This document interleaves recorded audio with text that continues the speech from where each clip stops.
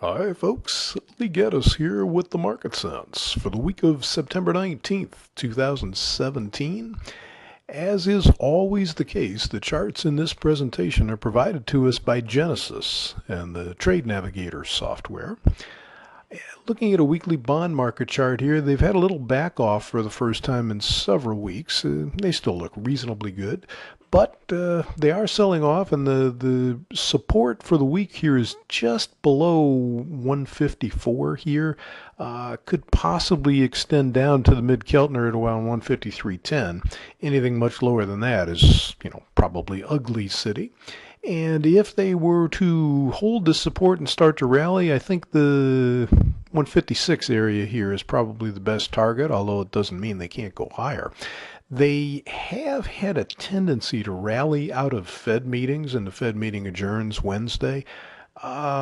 That's not exactly the type of analysis I'd base trading off of, but it is what they've been doing lately, so it's worth keeping an eye on. So if they hold support, might be willing to take a shot there. Again, if they don't hold support, wow, they could be going a lot lower, so, wouldn't have a lot of patience with that if they start to break. Stocks are sort of a different story in that they're really not doing much at all. After going to new highs again last week, we were looking at the 2483, just slightly below that as being support for this week. And they haven't come anywhere near that, obviously. But they've got resistance up here. The blue line you see there is 2511. They haven't been to that either. Now, that's not too surprising because they tend to quiet down going into Fed meetings, and the FOMC has the two-day meeting Tuesday, Wednesday. Hard to tell what they'll say in their statement after the meeting, but that'll probably cause at least one of the areas, support and resistance, to be reached.